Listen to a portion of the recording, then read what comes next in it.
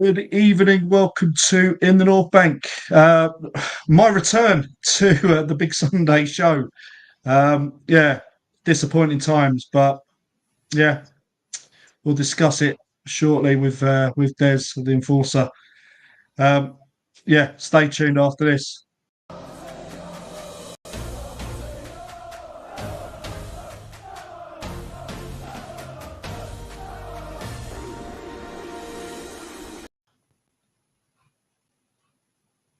Okay, yeah, welcome, Des. How's it going this evening? Oh, mate, yeah, just a bit deflated, really. Good game, but just deflated. Not even Yeah, angry. yeah. I'm more. I'm not even angry. I'm more disappointed. More I disappointed from mean, Arsenal. yeah. Look, the unbeaten run, if you can even call it that, at 3 games into the season. Obviously, a 1-0 defeat at Anfield. Um, a wonder free kick. I think you can. That's all you can say. The discussion will be about how the free kick come about. But yeah, it was a frustrating game. I think on that side. Um, but yeah, we're going to go through into the game. Our performance, Arteta's decisions, and kind of touch on the good thing, or certainly the big thing tomorrow, the close. I think you could, transfer window. I think that's at 7 o'clock. That come through all right? Or did it sound like I dropped It was something? he dropped a I haven't few got flames there. Claxon, He dropped a did few I? flames there. No. Yeah. Yeah. Okay. Um, but yeah, 7 o'clock tomorrow. End of the transfer window. So yeah, more on that later on. Um, yeah, might as well get your kind of take. Oh, I know you've done the watch along earlier on. Um, what what was the feeling going into the game? I was feeling pretty positive because we do a preview show now on the channel, um, and we have Dan on there who's a Forest fan, Mr. Tom who's a Leeds fan, and we're trying to get more people involved. Yeah, And I went for 2-0 Arsenal, I believe. Richard, my co-host, Statosaurus, I believe he went for 2-1. Um, so we were both feeling quite positive going in. And then we see the lineup, mate, and we thought, I must admit, I thought Eze was going to start. I've got to be honest. Thought Eze was going to start, and but then he's only had a week's training, isn't he? So possibly not. Was a little bit surprised to see Mourinho, if I'm honest. Um, and Calafiori, I thought Miles Lewis Skelly would have been there for Salah. Do you know what I mean? But other yeah. than that, I was pretty good. I'm pretty happy with the lineup, to be honest. Yeah, I mean, And let's just take a quick look at it. yeah, Yeah, yeah, sorry, I've blotted us both out on this side, but it's all right, mate. um, obviously Ray, obviously Timber, who's been solid. Obviously with Ben White being out again, Saliba, Gabriel. I thought Calafiore's played really well He did since actually he come back he in. surprised me. He Um, surprised me, mate. but yeah, even before the game, and I think from what we've seen with regards to the lineup, um, yeah, he has gone for a bit of physicality in the team. Yeah, Um, yeah, we saw last year with Lewis Skelly as well. The amount of minutes he was kind of asked on him as well was probably quite considerable compared for his age and yeah. his rise to this level. So it might be something now where this is where we're going to kind of see kind of maybe a little bit more of an older head or a bit more of a kind of experienced and again more of a physical kind of player playing there. But he hasn't really let anyone down when he's actually come in, Calafiore, on that side. Um, yeah, Marino coming in for Odegaard. Um, yeah, look, no reservations on it. We've been arguing amongst everyone about players being rotated around and given minutes, and then when we do actually, or he does make the call, we're almost questioning whether or not that's the right one or not. There's discussion to have there. Anyway, and then with the front three, Madueke, Martinelli, and Gyökeres. Did you would you have changed anyone in the front three, or what would you have done differently on that side? Would you have potentially gone different to Arteta? I've got to be honest, mate. No, I was willing to give Martinelli a chance. Yeah, I thought he'd be all right against Liverpool, but he's so frustrating at the moment. Martinelli is. I love the kid, but he's just so frustrating. I don't know. I personally might have tried, if I've got Mourinho in for Odegaard, I might have tried Eze on the wing, possibly, on the left. Because Madueke was doing really well on the right. I thought he did some really nice jinking runs in the first half. Because in the first half, it was as if both teams were trying to feel each other out. And to watch, it was actually a really good first half to watch, if I'm being absolutely honest with you. But yeah, I don't know, mate. I think Arteta is the manager and he makes the decisions, and you either stick with it or you don't, or you agree with it or you don't. How do you feel about it? As I said just then, I said, look, everyone's kind of played themselves into the positions, and look, obviously we've got some new signings coming in, and they've got a bed in, and get the chemistry and the way of the team playing. I thought Madueke played a decent game on the right hand side. He looked direct, he looked sharp. And certainly the pace there, I'll tell you what, it did frighten that defender. And yeah, a couple of times he was real last ditch with a couple of tackles coming in. He did play him well, but as I said, it was someone where we could have certainly got at. But yeah, Martinelli is the one. It's like almost like the elephant in the room, I think, on that side where I said last season it was his make or break season, and we're now having the same discussion now where we're suddenly thinking, what's going on with him? Why has he regressed? Is he not as good or that level as what we'll kind of expect him to be or to have moved on to? I don't know. I just feel he's not got the confidence.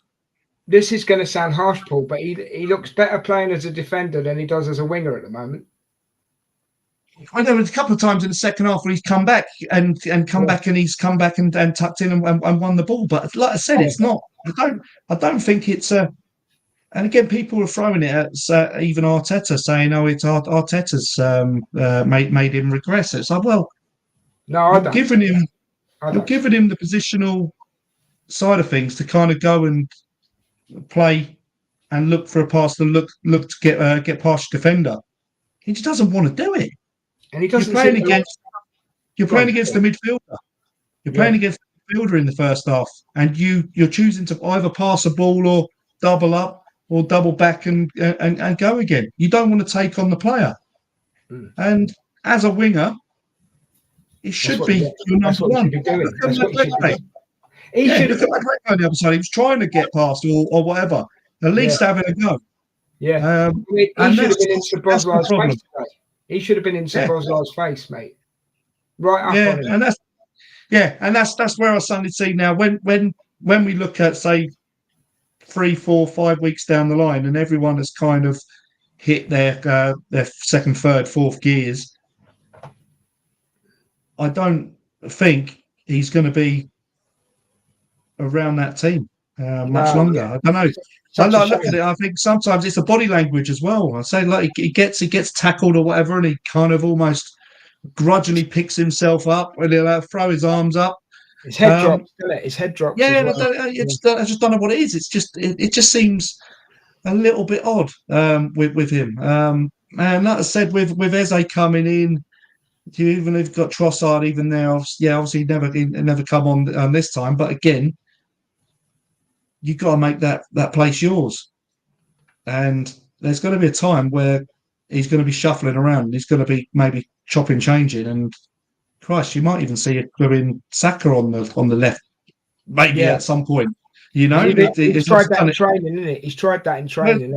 Well, we'll have to see down the line. But as I said, I look at it, and again, he needs results. He can't have a passenger in that area. And yeah, look, it isn't like he's not doing anything. Yeah, all right. Yeah, he does come back. He does work hard and actually stops some of the opposition attacks. But there needs to be that end product on the other side. He does. He definitely, because Arteta will say we defend as a team, and Martinelli lives up to that moniker. We do defend as a team, you know. Yeah. The game changed though as well. In all honesty, I know it was quite early, but when Saliba went down with a possible calf strain or whatever it was, Mascara coming on, right? And I've got to say, Mascara did a good job. I thought. I don't know what you thought, but I thought Mascara did a good job. And he's had his doubters when we brought him in. People, you know, why he brought him in? Do you know what I mean? Yeah, who's he? Yeah, we've had this before, haven't we? Yeah. Again, we've got a scouting network. We've got a scouting network that covers multiple countries and continents. You know, and you look at it and you think, well, look, that scouting network. I think they know they know about these players and they've watched them for a couple of years, probably at least. They know what they're doing. Going through. They know what they're doing, don't they? They know what they're doing. And he looks good. He does look good. He looks powerful. There are a couple of times where he's almost looked to be a bit too quick in coming forward. I mean, I don't know if you noticed in the second half. Was it second half? Yeah, in the second half, he's tried to go on or go higher up or dribble the ball out, and he's almost overplayed it, and then suddenly got into trouble, and we managed to cover the ball. But again, it's understanding how everyone plays and the way of playing, the style. I think on that side. But yeah, overall, I think the team kind of picked itself. I think there was some promising stuff. And I don't know about you, when it got to actually half time, I was looking at the stats and I was suddenly thinking. Yeah, I was looking at the stats. Yeah. I'm not worried. I'm not worried about. It felt comfortable at half. It felt comfortable at half time, bro. It felt comfortable. Going to Anfield. It's almost we played with like squeaky bums, and it's one of those times where you always used to go to Old Trafford or whatever. Back in the olden days, really old, a few years back. But you'd go there and you'd almost be kind of just like hiding. You'd just try not to watch anything if you weren't at the game, but you'd be on edge all the time. But this, I mean, Paul, we had 11 corners in this game, right? Sorry, not 11 corners. How many corners did we have? I apologise. I've lost. Near enough. Sorry, 11 shots. We had 11 shots, but only one on target. 11 shots, but only one on target, Paul. That's not good. Yeah. We're the Arsenal. You know what I mean? Yeah. Again, it says a bit about Liverpool as well. I think, again, the quality of the chances, getting the ball into the right areas. I think that was our problem. I thought Gyökeres was giving the defenders a game, and it made them think a bit more. He obviously wasn't getting the chances as we would probably like to get him to have, but he was certainly making them think about kind of going up or playing higher up. But overall, I just think there wasn't. Let's say I've said a few comments. It's played it safe. We've not been as attack minded as we probably could have. But I look at it and I think, well, look, at the end of the day, I think everyone would be happy with a draw in the end of the day. we turned around and suddenly said, yeah, it was 1-1 or whatever, 2-2, you'd be happy. You'd say, all right, fair enough. We move on. Yeah. We've been down the route, and we've been down the years of coming out at teams and then being on the end of a real dodgy score or whatever. Could be 2-3, whatever. You've got more chance of getting something from the game if it's 0-0 or whatever. Then opening up and then just getting carved open. Yeah. So had we had again Saka, Odegaard potentially in there from the start, we don't know. I can't really even say that the performance was below what we'd normally see. Well, let's put it this way, mate. That's what I think.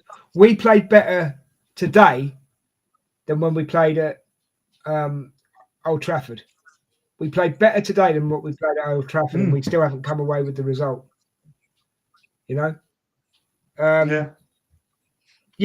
Gyökeres, that man's a tank. He's an absolute machine. He just runs. And we still, I mean, I know it's still early in the season, but we still haven't worked out how to feed this lad yet, I don't think. And no. I just want to say about the corners, 8 corners, right, we had, but most of them were outswingers. Outswingers are easier to defend. Do you know what I mean? Yeah. I think they were kind of saying, they were alluding to it, weren't they? Or they were trying to say, was there a kind of reason for that? Was there a reason? Was it because of Alisson in goal? Maybe. And we still don't shoot outside the box, do we? We still don't do it. It's like we're always trying to walk it in. No. I'll tell you what, it was a brilliant with Eze, wasn't it? That and Odegaard just tried to play a little blind pass in. I tell you what, had that just gone maybe a couple of centimeters the other way into the feet, that could have been. If it had gone in, and that everyone had been saying that was a great goal as well. But it was really good. But as I said, it's fine margins on those sides. But look, it was a tough game. We were compact. We did lack cutting edge. But as I say, I thought it was more on Liverpool. I thought, in all honesty, I thought the pressure was on them as well to get the result. Being at home. But again, I mean, to be honest as well, we lost it. I think we lost it in about 70th minute, or about 65 minutes. Midfield wise, and they started overrunning us, and that's where I thought changes could have come. They had a earlier. strong 10 minutes, didn't they? Around that, yeah. But we were you could just see it. The compactness in midfield. We started getting a bit more, all over. But I'm going to go into the chat just for a moment. Richie, good luck, guys. Have a great show. Happy, Gunnar Richie. Emerson. Evening, Paul and Des. Evening, Emerson. Hope you're doing well, mate. Russ Morgan. Evening. Cowardly starting 11 selection from Arteta. What would you have done differently, Russ? Who would you have brought in and played? Come on, let us know. Hold on, one more. Yeah, Emerson was 50-50 before kickoff, as Arteta said in his pre-match interview. He said Saliba had a knock in the warm-up. That didn't help. So that was partially the cause of it then. Yeah. Because it looked to me and Rich in the watch along like he'd had his foot trod on. Like the lad had stepped back onto his foot. Yeah, I don't know. And then when he walked off, it looked like a calf strain or something. Yeah, well, hopefully it's precautionary. No, there's not. I think they've just not wanted to take any real risks with Yeah. it, and yeah, we can move on. But yeah, it does. It's never good seeing someone go off after like 2-3 minutes anyway. Or it's never good for any time. But as I say, it's just seems like that's always the way now at the minute. We can't get a break from these kind of No, little injuries. that's the truth. That Um, is the truth. Yeah.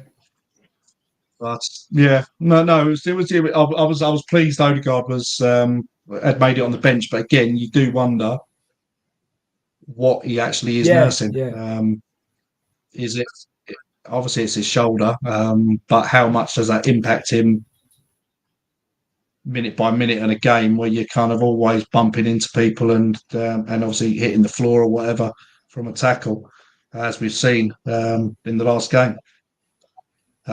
But yeah, let's look at Liverpool and obviously when they started coming back into the game in the second half. Obviously, Slot would have been.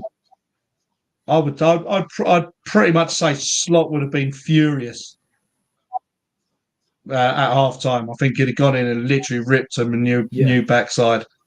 And I don't think he would have been happy whatsoever. Um, but yeah, the goal um, in a time where we were being overran. We made a couple of subs, wasn't it? It was the 2-3 subs, wasn't it? Yeah, I think so. It was Before Odegaard was Odegaard on was the on the pitch. Was pitch. Eze on the pitch yet? Yeah, I think he was. Yeah. Yes, yeah, he was on the So we brought on Yeah. the players, and yeah, I think it was again the spaces in between the midfielders was then real apparent. You could see them, and the way Liverpool passing the ball through as well that caused it, and obviously then Zubamendi coming in, Bob Nine times out of from ten, behind, nine times out of ten, and Paul, Zubamendi would have nicked that ball. It wouldn't have even been a free kick. It's just that one time that he's messed it up slightly and he's given that free kick away. yeah, it's one of those. Look, well, there were quite a few of those little tackles, weren't there? Coming in from the side, but then this was quite good in the way we kind of handled certainly Salah, and we were coming in and we were kind of getting in the ball side just to kind of get in and get a foot into the ball so they don't get control of the ball. I mean, And Salah was all kept quiet game. most of the game, wasn't he? And this was my thing about who comes in, who plays versus him, and you're suddenly saying like, yeah, Lewis Skelly, as great a player as he is going to certainly become, we haven't got the full kind of experience of a player like that, and certainly, yeah, look, Calafiore isn't a wise old owl yet. He's still a young Yeah. lad himself, but his physicality will help him over the youth side and the small structure of Yeah. Lewis Skelly. I think that's where I think we've done well. I think, and across the pitch, I think just in general, we were really good in that kind of press, nicking the ball, getting in, and it was a bit awkward. It was an awkward game because yeah, one team would lose. There'd be lots of transitions, lots of turnovers of the ball. But yeah, it was always going to be probably won by a bit of magic, and it was. And at the end of the day, free kick. Would any goalkeeper would have saved that? Well, I'll tell you something I'll tell you what Would have- Statosaurus said in the watch along, mate. When he saw it, Yeah. I went, oh, this is Szoboszlai's sort of distance, right? And he went, yeah, it is. And then as soon as he hit it, right, and he saw Raya move, Rich went, he was too far over the other side. He wouldn't have, he could have had all week and he wouldn't have got to that. Plus, it went in off the post. So there's that little element of luck as well. Do you know what I mean? Yeah. No, I think you saw it. You saw it as all lined up, and as soon as he's hit the ball, he's had 2-3 side steps over towards that side. I mean, he and got then height on his jump. I mean, he got some good height on his jump, but it just was out of reach. I mean, yeah. Look, if someone's going to bang in free kick with that much power and it clips the inside of the post, I mean, look, you can look all day at Courtois, can't you? Yeah. And you look at the Declan Rice one, and you suddenly think there's something hits there so perfect, almost onto that post or into the postage stamp of what Declan Rice did last year. You kind of hold your hands up and you say, "Fair play." It's, if it's a foot in, he 8 saves inches it. that way, it's a goal kick, right? 8 inches this way, like you say, he saves it. Yeah, that's like the whole thing, the way the ball's moving, everything, and the direction, and you can just see the way the ball comes in, goes in the inside of round, and just comes back round, and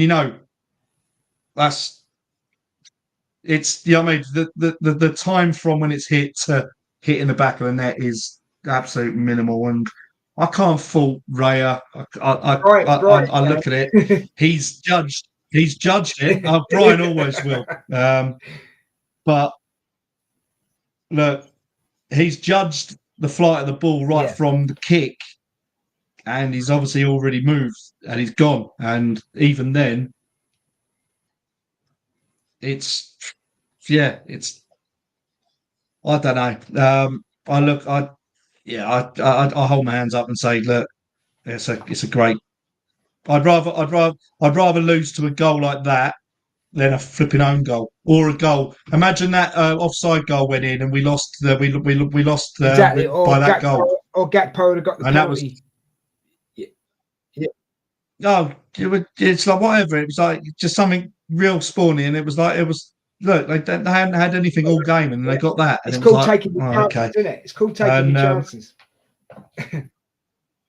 Yeah, it's clinical at those moments. But as I say, look, we are a work in progress, I think, just in the way we're playing. Not so much for the squad transition. There's no excuses going on. But those players have to learn the way of playing now with a striker and one that is going to probably be staying more up top. Yeah, it's all right. We've got Havertz, or we've been playing with Havertz.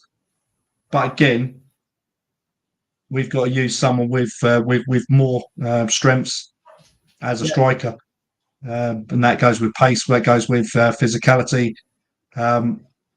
We've got to feed them, and we've got to get it going. But it also means in the wide areas as well. We've almost got to morph into something else in the wide areas. And does that mean is that reason why we've got more direct players? We've got Eze now that can pick up a ball, can run with the ball, make something happen in the transitions and get the ball out. We've got Madueke who can run and go past players. And again, the next one is just that left side now. And as I say, if that left side's then covered by Eze or whatever, then that's I think the piece. And if we can kind of get it going and he links up and everything starts clicking in, we are going to have a team, but it does take a little bit of time. It's not going to be the polished thing straight away. I must admit, so, right? I've got to say this.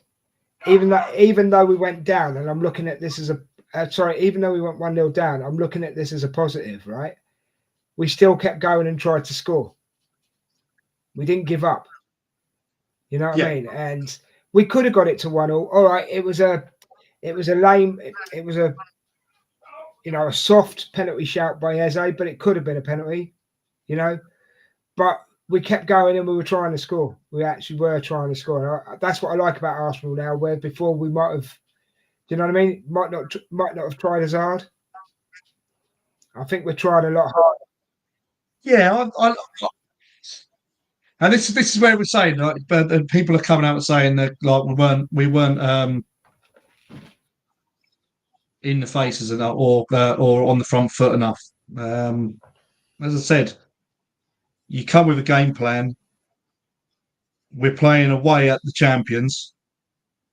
They've riled up the crowd because did they present the or not present the trophy, but did they showcase the trophy at the ground today? I'm not sure. I didn't notice that, mate. They might.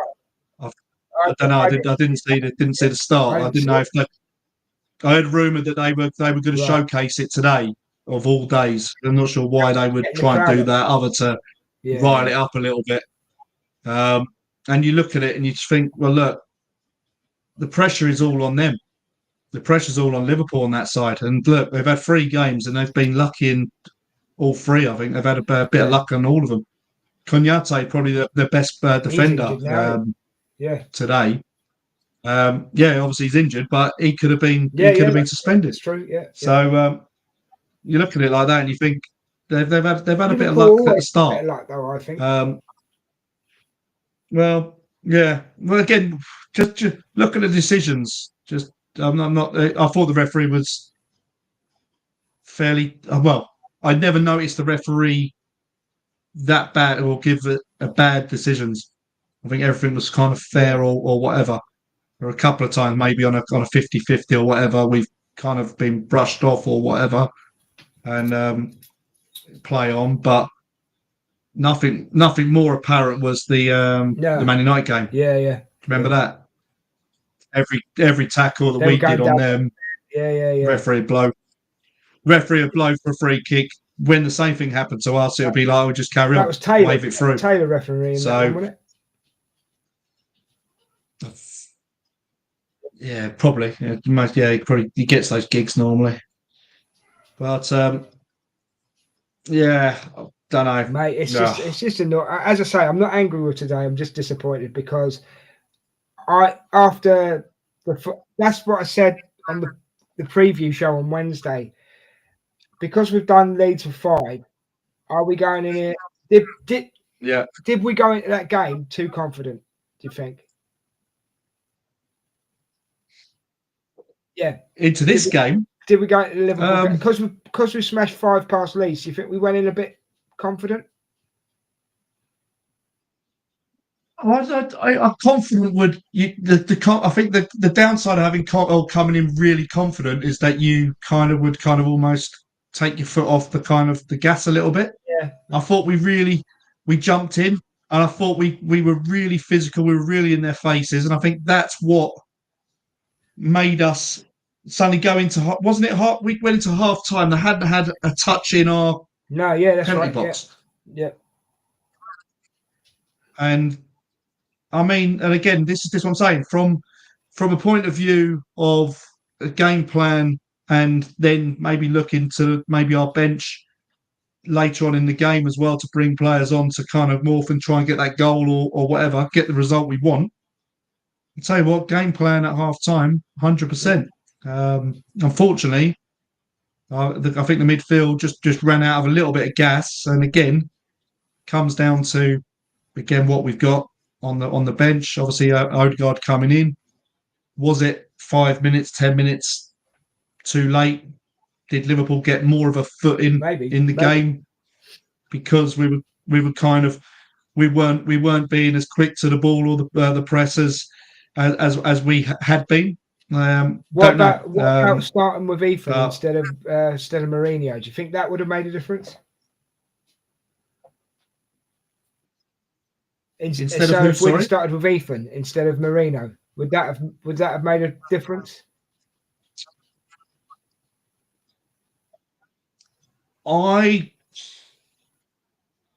It's like Max Dowman, and you look at it and you think like that. It's a brilliant talent. When you come up against the caliber of team that you're up against, then those things that you could sometimes get away with in games of a lesser kind of caliber, you don't get away with. Understand? Dowman tried a couple of little times with the left back, didn't he? and he tried a few step overs and tried to get something going, and defender literally just said no, so I swatted it away and just literally just got you today. You know what I mean? You know, fair play though. He tried. Yeah. He did try. I'll give him that.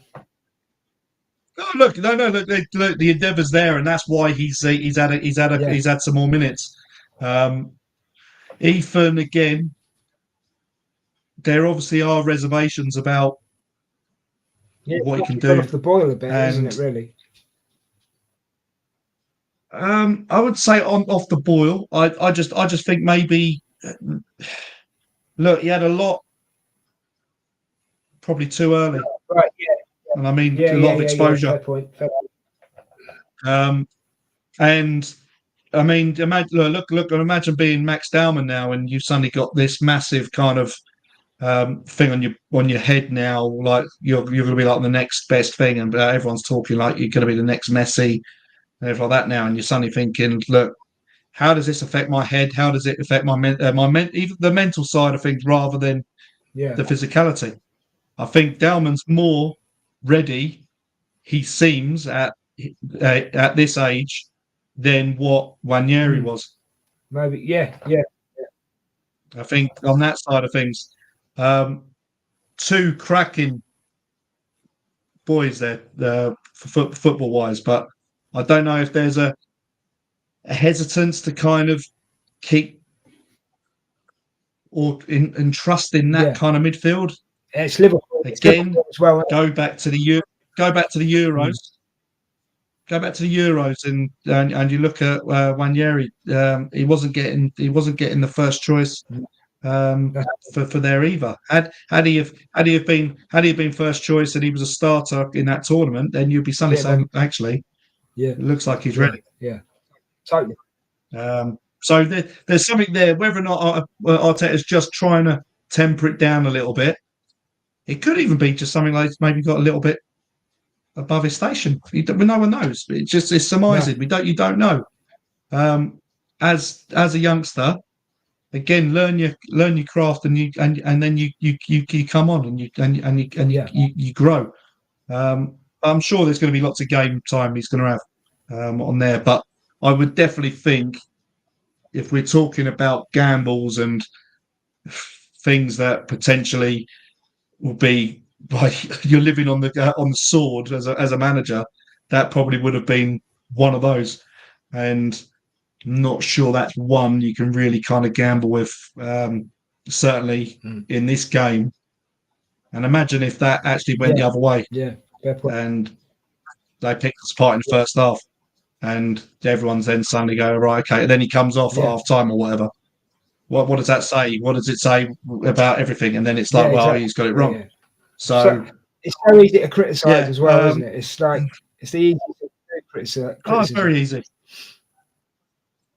We don't know what's going on behind the scenes, so we can only question or have our thoughts on it. But as I said, the guys that are actually day to day dealing with them and seeing them, they make the decisions, and that's why they're paid the big bucks and then live by them. So I thought overall it was decent. Did you think Eze could have been brought on earlier, or did you think it was probably right when he come on? I think it was right. Going on the tempo of that match at that time, it was the right time to bring him on. Yeah. And I noticed there was a difference when he came on. We were going forward a lot better when he came on. Because like you said, there was that 10-minute period where Liverpool were they were dominating us. And we weren't getting the ball forward as much. But to be honest, Eze just brought something different to the pitch, you know. And I know me and Richard were saying that when we were watching it. I think Arteta does things for a reason, mate. Plain and simple. He does things for a reason, yeah. And I've got to back him today. I've got to back my manager today because at the end of the day, as I say, I haven't come away from that game angry. I've just come away disappointed. Because I sat there and watched And as I say, the first half was like me and Richard said at half time, that was a good first half. We enjoyed talking about that first half. Do you know what I mean? And I know it's negative that we lost. I know that, but it's like I just had that sinking feeling in my stomach when we lost 1-0, you know, and it was that disappointment feeling. It because I know we can play better, but it just seems every game as well, Paul. At the moment, someone's getting an injury. It's just that. It's the injuries. It's look, we're never short from any kind of negative kind of press or viewpoint. I think as a club, as a team, are we being too cautious? Yeah, is it boring? We've got what is it? Corners? Scoring for corner. Oh, it's boring. Blah blah blah. All of it's like that, and it's like you hear it from all other fan bases. Madness, and then quite funny. One of the biggest fan bases for that were Spurs fans, weren't they? Oh, it's so boring. You like keep scoring from corners, set pieces. Oh, you like Stoke, and then you hear the interview with Thomas Frank, like in the pre-season. He goes, "Oh yeah, we've been practicing corners and getting better at set pieces." And it's like, yeah, you're all the same. Just we're damn good at them. You're not. So yeah, sit down. I think this game today, in all fairness, and you've got to remember it was at Anfield. Well, you know anyway, but it was at Anfield. Yeah, but the strength of the team was up here, I thought. I mean, I can't speak for Richard, but he'd probably say the same. But Richard says it in his own way. Do you know what I mean? But I felt we went strong today, and we stayed strong for 83 minutes. I think it was when Szoboszlai scored. We stayed strong, and it's just that 1 second where we give away a free kick, and it was a lovely piece of football. Don't get me wrong. Not going to take it away from the lad. Lovely free kick. But as before, where Arsenal would have gone to sleep for a couple of minutes after the kickoff, we were like, no, we've got to try and score.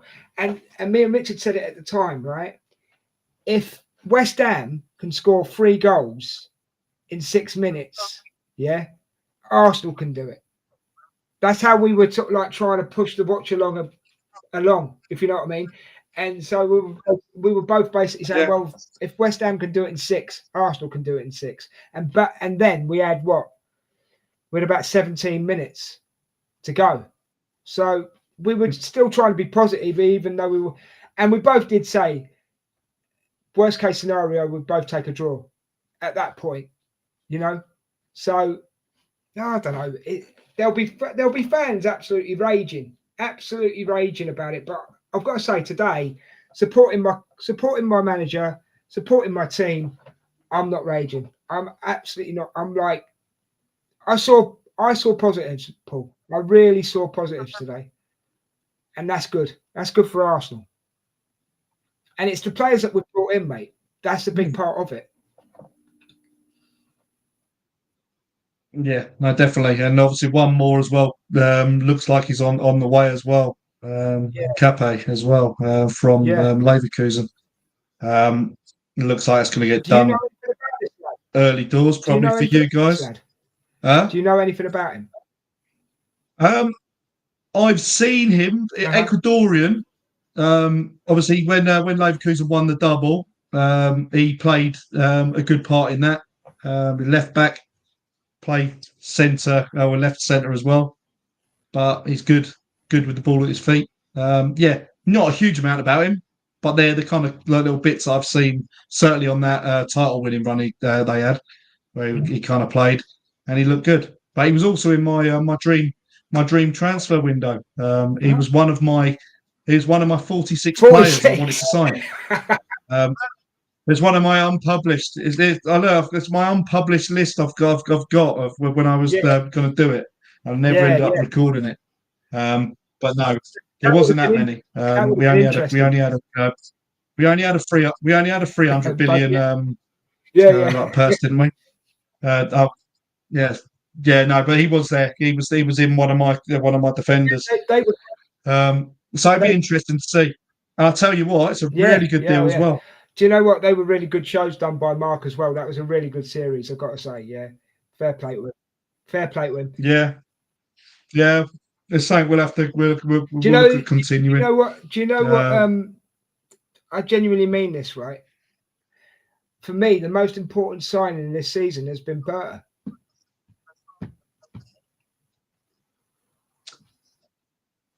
Again, someone who has a history with football and experience with football at a high level. Also, don't forget, Arteta's then being led by someone who's in a similar position to him. First role. I mean, big like me and you. You know, I mean, just coming into doing Renford Rangers or whatever. You know, I mean, just trying to sign whoever.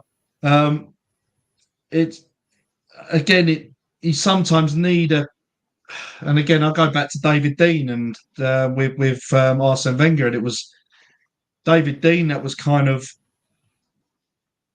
questioning and challenging Arsene Wenger about things, signings and whatever. When David Dean left, that kind of got lost a little bit, and well, but again, it's it's not again. This was this well, it's well off topic on there, but that's the issue with the board at that point. What I like about Arteta and Berta, mate, is Arteta must listen to Berta. I think they're both good for each other in that respect. You know. I think you'll see you'll have them pushing for the same thing. Obviously, Berta will know what Arteta wants, the way he plays, or whatever, what kind of player he's looking for. But I'll tell you what, he's got a good attitude. Like he wants to make things happen and get them done quick. And that's internally as well as external. Buying players, getting players in, or actually getting them renewed. So yeah, I think that's a big. I've got to say as well. I think we got the best striker for the right amount of money. Let me give you an example. Look at Sesko going to Man United for that amount of money. Look at the lad that Newcastle have just bought to replace Isaac, and we got what Gyökeres for 60 something million, and the other guys are playing over 70, 80, 90 million. It just shows we got the right. I summed it up with the Man United game against Grimsby. And you've spent £80 million on a striker who was afraid to take a penalty against their League Two team. Yeah, because didn't go 10th or something to take the penalty. Well, put down 10th on the list. And it's like, man, I'd be, if I was paid that much money as a manager. You're my number one. You're going in my top three, my first three penalty takers. Just like Gyökeres when he picked up the ball against Leeds, there was massive pressure on him then. Yeah, totally. Imagine that, picking up the ball straight away, and he's then got to do it, and then you're up against it again. You got a penalty. Imagine him going and missing it, and the kind of the negative side of him as well. And there's been a lot of negative press about him as well. Oh, he's a League One. Well, he didn't do it with. They're still holding on. It's not the Portuguese league. It's they were doing it today in my commentary. It's not the Portuguese league. It's the Premier League. Leave the lad alone. Let him just play football. Do you know what I mean? And like you said, mate, he took that penalty, mate. That keeper, Lucas Perry. There's no way he'd have saved that flipping thing. It already hit the back of the net before the keeper had even moved, mate. You know. Said I look at it going back to the striker thing, and look, I said before my number one would have been Isaac on the basis that you haven't got the risk factor that any of the other options come with, because they are not Premier League based at the minute. I get you. They haven't done it.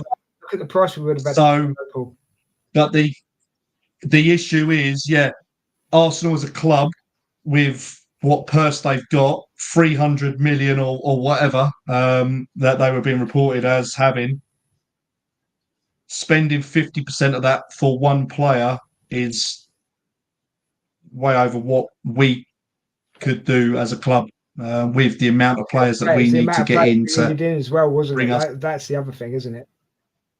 Yeah, that's well. Look at the numbers that we brought in and the different positions that we've had to kind of fill, as well as filling that striking option. We've got the just can't do it all. True, and we've got the numbers for the Champions League now. We've got we've got a team big enough for the Champions League now. You know.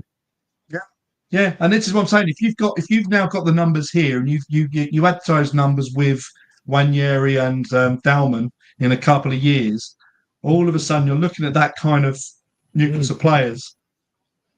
That squad now is, barring trimming off a little bit of fat here and there, something that's going to take us through now for quite a few years. And if you keep adding to that, then each year when you've got your budget coming through and you suddenly say, oh, there's a marquee player on the market, 120 million, a la Declan Rice or whatever, just go. There you go.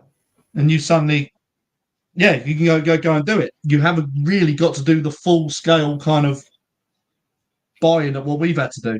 We've kind of covered, four different kind of areas now, from centre midfield, left, right.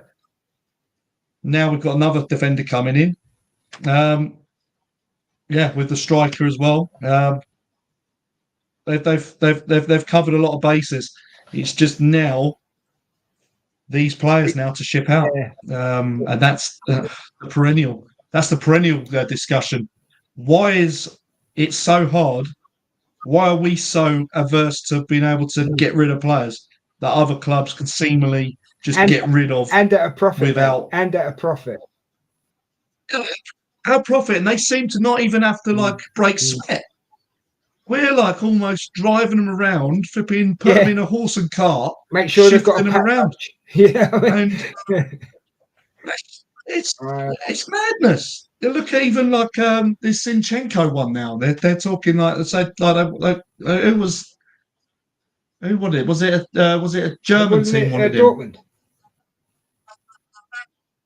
No, I don't think it's Dortmund.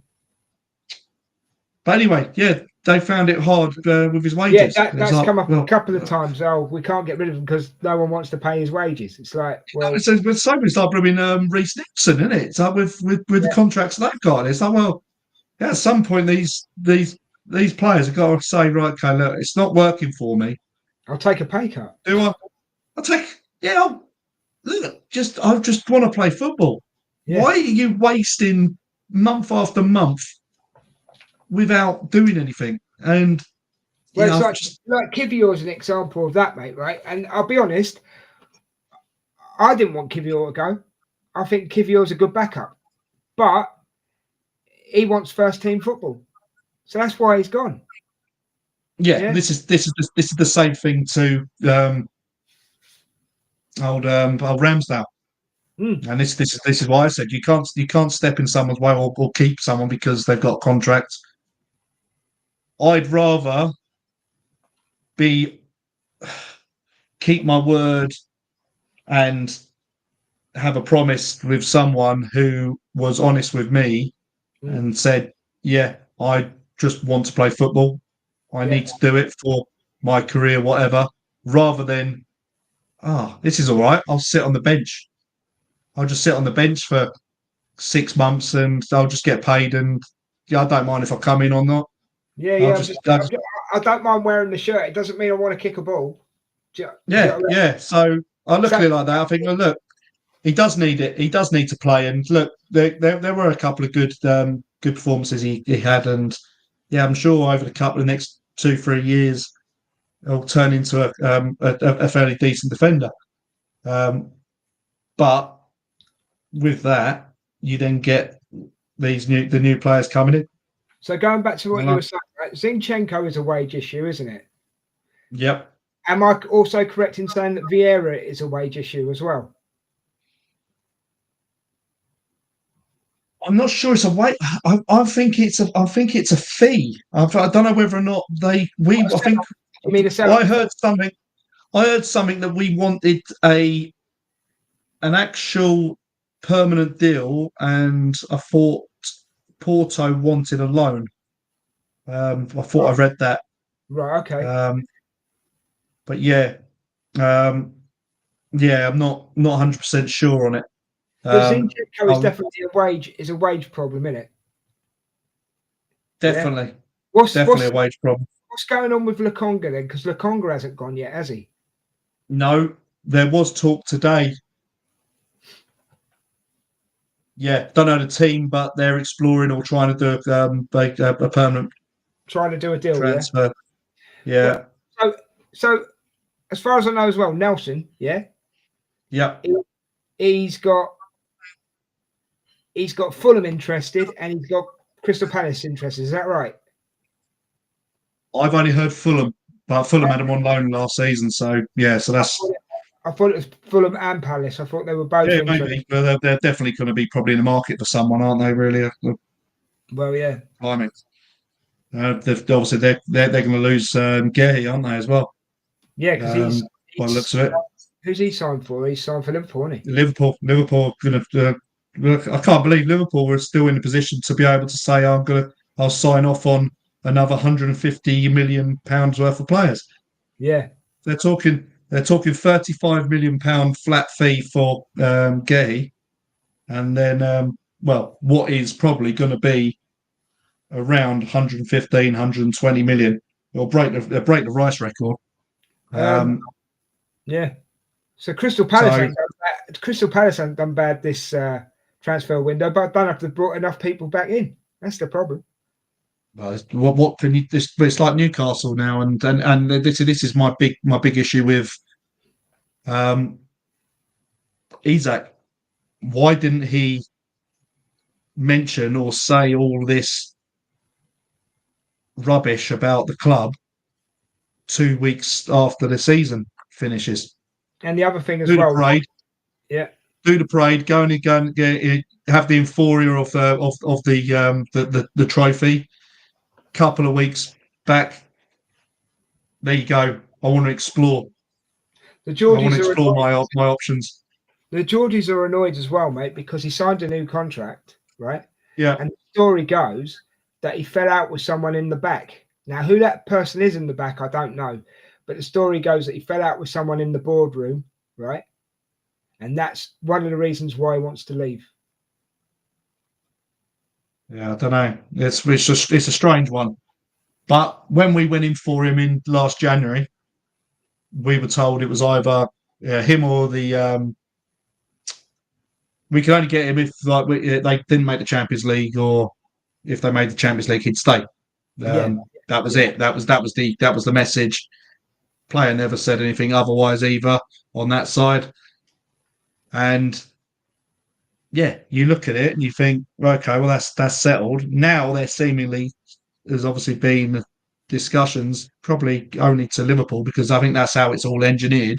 Something's dodgy going on that side, and yeah, now you're 2 weeks away from the transfer window, and then all of a sudden you're coming out saying I want to explore my options in the transfer window.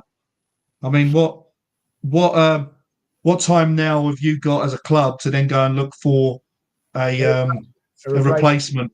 Yeah. Considering 3 other clubs have just been on the market looking for new strikers as well. Yeah, that's why I don't get the timing of why he done it so late, as opposed to doing it early, and then that gives even Arsenal a chance to even say, is this potentially doable? Can they move enough dominoes early doors to get something done? And as I said, it was my first choice. Yeah, I can understand that, but there's a lot of factors, isn't there? That's the thing. Of course, and yeah, happy with Gyökeres? No, he was my number 2. But that was only because I was being realistic. Yeah, I get you. I knew about the value. I knew we couldn't spend 50% of what we actually have to spend on one player. But for a player to come in and do it, he probably would have been the one. I saw Šeško at Wembley, I think it was. I didn't like him as a player, even playing for the national team. And as I said, from his first few games at Man United, he's not really filled me with that kind of confidence. Can you imagine that? I think he's imagine him. Go on. Imagine him turning down a penalty at the Emirates, and it'd be like and we went out. The crowd would have gone mental, mate. It's like I looked at it, I thought you're paid to score goals, and you're like, well, why are you putting yourself down behind all your defenders? Pressure, mate. It's madness, but it is what it is. He's got to be regretting the move, Paul. He's got to be. I think one thing I'd say is that Heaven and was it Chuby? Is it? What's his name? No, Chuby, the young striker who went and signed for Man United. He doubled his contract to sign for Man United. As they thought, and he came out and said, they thought he had a better way into the first team at Man United. And look at what they've done. And then you're suddenly thinking, how much minutes? You can't even get on against Grimsby, and you're suddenly now seeing two youngsters coming through Arsenal, and you're thinking, keep your head down, keep working. You're gonna get there, and if you have got something special, it is going to come out. And at a time when you're getting rid of, say, players like flipping, Nketiah, you're getting rid of those players, and you're getting and we never replaced that. Obi Martin, perfect. Emerson, yes, and he scored 7 against Liverpool. I think it was when he was about. I think it was about 14. It was 7 or 9. I can't remember if it was 7 or 9. Obi Martin, yeah. Yeah, and it was. I think he signed a contract with Man United, 32 grand a week, and here's another thing though. We don't make enough money off the kids, do we? Either. I just in general, I just don't. I look at it. I just think the players that we sell, like I said, we seem to have to be a cap in hand to another team, and we're doing them a favour. Yeah, exactly. Sorry, they're doing us a favour by taking him. It's like, oh, okay, and it's like, well, look at Chelsea with the amount of money they're raking in with their signings. Yeah. All right, yeah, we keep signing players of them and helping them out, but no one else wants to do that for us. Yeah, exactly. It's crazy. It's crazy, mate. It's crazy. It is crazy. I don't understand it. So confirmed. It's a fee on Vieira. Yeah, that's Emerson. Yeah. Have you seen Brian's message, mate? Yeah, I have. We've been joined by a young lady. We have. Good evening. Hello. Good evening. Hello. Long time no see. Yeah, good. I know. Well, I've been rushing around trying to get everything ready to come on. So my apologies, I'm a bit late. What have we been having? What's been the latest thing we've been chatting about? Obviously, I know we're talking about the game. We've been talking about transfers and buying and selling players, Aisha. What is your view on the game today, anyway? God, this. All right, okay. I'm not angry. I'm just disappointed. Does that make sense? Such a thing to say. No, it's not. No, because I did the watch along, right? And I tell you now, there was a lot of positives, and it was down to one kick of the ball that made the difference. Yeah, one kick of the ball. But I tell you now, we played strong today. Yeah. Mhm. Don't get me wrong, it is negative. I'm not happy that we lost. I'm just saying, as a feeling, I'm not angry. I'm disappointed. Do you know what I mean? It's like, I just, because what I liked about it was second half, even though they went ahead, we kept going and we did look like we could have got an equaliser. Yeah, I think for me the big thing was I think Arteta put Eze on too late. That was the big thing for me. I think we should have had him on earlier. He's hungry to play. Why you're going into a game where you want to show the current champions you're serious title contenders, and you're not playing your star buy of the summer to put fear into them. Like let's even if he'd done nothing, putting the fear into what he could do, putting him on even for an extra 10 minutes could have been a real good psychological blow. Because sadly, what's happened now, I mean, I don't know if you've seen the Aston Villa Palace score, right? No. You haven't seen it? Do you want me to tell you? Yeah, go ahead. Palace destroyed Aston Villa 3-0. Right. What has happened to Villa? What has happened to them? My point is, if I was a Palace fan, I'd be sitting there going, psychologically, how do you know the players haven't, like, they've seen that Eze did nothing for Arsenal, and there's all a bit of sort of psychology. I mean, look at last season. Season before when Palace played Liverpool, the 12:30 kickoff when we played Villa in the afternoon.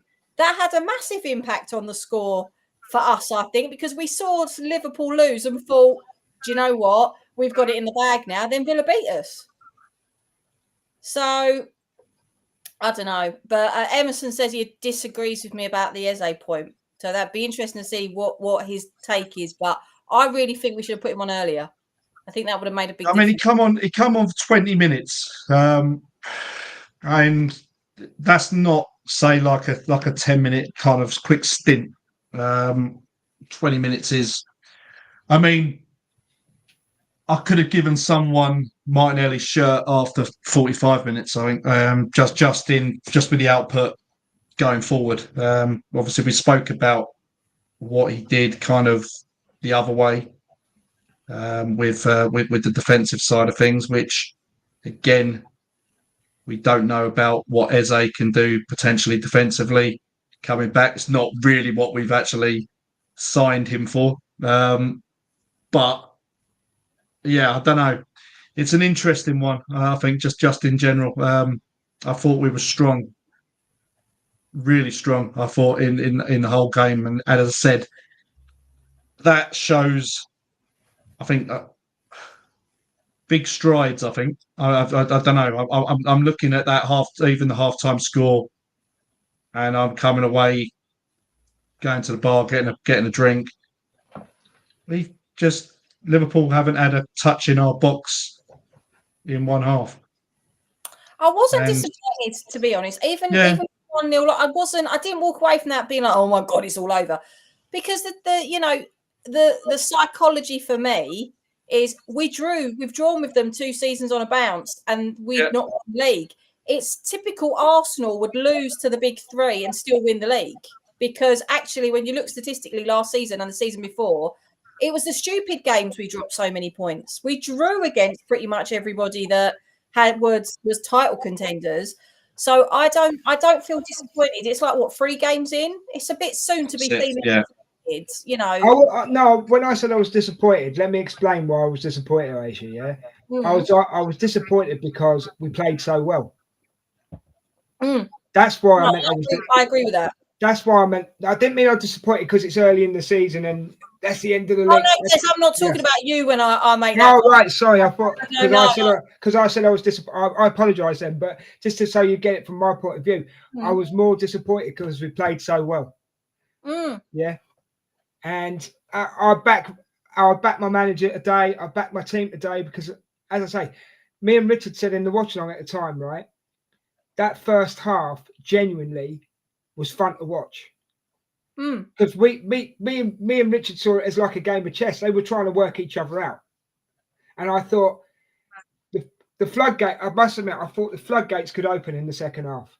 Mm. And I was hoping it would be in our favour. Do you know what I mean? Wasn't it like 79% possession for them at one point? I'm sure it was something like that. In the second half, yeah. 77 at one point. But for them, it ended up at 53. But at one point, it was, they had like me and Paul were talking about it, they had a mad 10 minutes where their possession was crazy. We couldn't get it off them. They were controlling that midfield for 10 minutes, solid. You know? But how do we also get 8 corners and don't score? We've had 11 shots and only one of them was on target.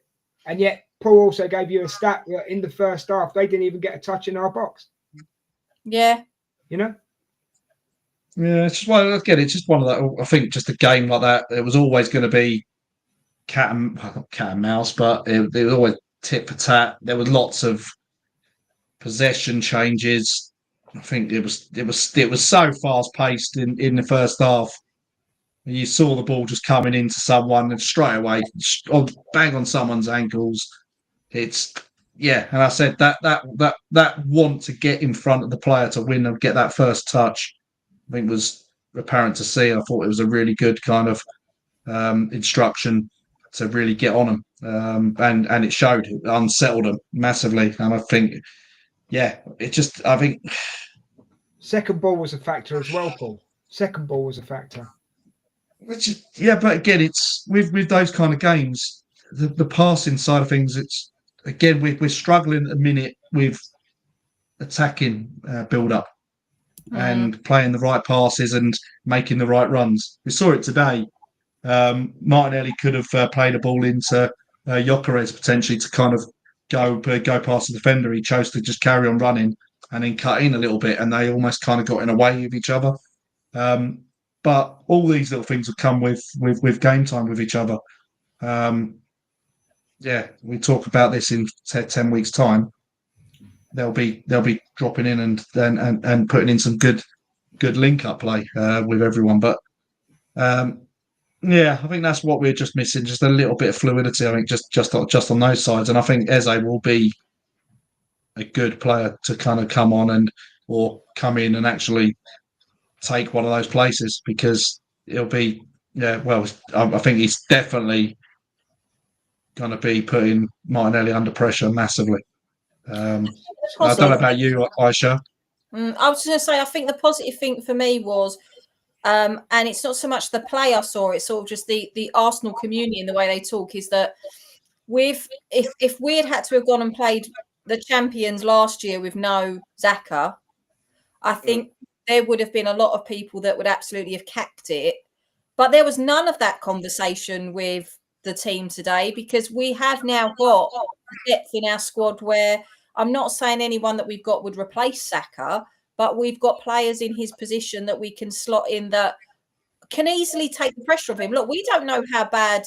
I mean, I know his hamstring is the other leg this time. Like, it's not the same thing, but there must be a sort of some hesitancy with him to play the way that he used to when it was a very do or die attitude, because he's had such a bad injury. Well, now we've got players in his position that can go in, play those games, even just to give him a rest if he's not injured, which means we're going to get a lot more out of that player in the long run. And we don't, as supporters, have to be worried if he's not there, you know. And I think that's a positive. I mean, Noni today, Madueke played really, really well. Yeah, I don't know what all the hate was when we got him. I even said that at the time. I was like, I don't get it. All I used to say about Madueke was, I think we paid too much for him. That's all. He's a good player, it's just the English. It's just almost like the English football attacks, isn't it? At the end of the day, you're gonna pay a bit more on top of what you normally would. But I think people just can't get through their heads the word Chelsea. And as soon as Chelsea are mentioned as the thing, it's like, oh yeah, we don't really want him. It's the damaged goods. It's like, well, look, he wants to play. He's young. He's English. I tell you what. I think in about 3-4 months playing in this group, and he's got an actual family around him as an actual club or whatever. you might see some good stuff with him. But See, I think I think that backwards. That's why sometimes the Arsenal fan base just annoys me. I think that they've actually got it backwards. You should want to buy players from Chelsea because chances are Chelsea have bought them and they've festered on the bench because they've got too much of a squad. And actually, these kids are so passionate to play that the minute they end up on a pitch, they're playing their heart and soul out because they're frustrated and they want to play. So in theory, you're actually getting a better deal because Chelsea, because of all the financial fair play, have got to offload a load of them. We've probably got some of them at cheaper than they really should have been selling them for, but it's because they've got to off them. And I think that, I don't see the issue with, and also just because a player's been crap with one team, and I'm not saying he was, but I'm saying like just in general, if a player's been crap with one team, it could just be that they haven't gelled with that one team. Not that they're a crap player, they just don't, who's gone to work for somewhere in the past where they think they're going to love the place they're working for, but they can't stand the people they're working with, and it ruins the whole thing. Football's no different, it's still a job. Yeah, I mean, Medweke today as well, he did some nice cuttings like Saka would. He was cutting in like Saka would. I was impressed. If anything, even though Liverpool won, we've actually made them look like they're just ordinary. Because I do think there were times when if someone had said to me, do they look like champions? I would have said no. But then I think that's all down to the fact it's so early in the season and actually no one's playing the way they were at the end of last season. I think everybody's still rusty. And that's why actually I think everyone's still knackered. I mean, what kind of real pre-season has anyone really had, barring a little bit of sun maybe after going on the tours or whatever? You might have a little break or whatever, but you haven't actually had a kind of like a 3-week break or whatever, 4-week break to kind of recharge before you then turn back up. Look at Gyökeres. Yeah. He had to go out to Singapore, and a couple of days later come back to London. It's not the best start, is it? You know what I mean?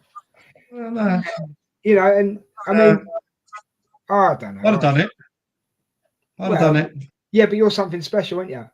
Yeah, no. Look at me. I'm back in Yorkshire again. London to Yorkshire. I just think at the end of the day, what we have to hold on to is that Liverpool didn't, and I know other people from other fan bases have called me delusional for saying this, but I really don't care. That wasn't Liverpool's to win last season. That was ours that lost because we gave away stupid points. And, I'm not concerned about losing to Liverpool. They are the champions. They're a big club. They've got a long history. They've got outstanding players. It's when we lose to West Ham, if we lost to Bournemouth, it's all the silly draws we had last year. This is the problem with Arsenal. It's not losing to the big clubs. Like, if we went out and played Liverpool or Man City, I'd be like, all right, a draw or a loss. It's not what I wanted, but it's understandable. Look at their squad. But when you're losing against a club that's in turmoil, when you're only winning 1-0 against Ipswich, and the game was probably one of the most boring I think I've ever seen, it's dire. That's where the problem is. It's not losing to Liverpool and having an outstanding game. It's drawing against clubs that you shouldn't be drawing against. That was the killer. That was the killer last season, most definitely. Yeah. Well, I think it shows a lot about the amount of signings we've had as well, which has kind of addressed that. I mean, it was unprecedented the amount of injuries we think we had last season in key areas. Don't make excuses, Paul. Don't make excuses. The other fan base. No. That's where I think we can't really say, right, okay, well, look, it's ours to lose. Well, no, we lost it because we drew so many. But it wasn't really that. It was more we were making the best out of a situation that we found ourselves in with the amount that we were down, and we were running on empty for a large part of it because there was no rotation, because there was no clarity in it all. There was no understanding from Arteta or confidence to play in players that hadn't really kind of stepped up or played in because all the others are injured. Now we're in this situation where we've got 18, 19, 20 players now where you could potentially say are at the level where we need to be, and we are confident that these can come in and they can make a difference. Yeah, we've got 5 to get rid of, 3 or 5 to get rid of, that trims it down. But that's a lot better than what it was. Do you know who I'll be really sad to see go? I know he's got to go, and he is going to go. But one player I've always loved, and I've always actually see if you can guess who I'm talking about. I've always wanted him to be better. He bleeds our club, but there are better players in his position, and it's just natural selection that he's going to go. Who am I talking about? Ben White. No, not Ben White. Interesting. Martinelli. No. There are better players in his position. He bleeds the club. He's a very nice guy. You wish he was better, but he's not.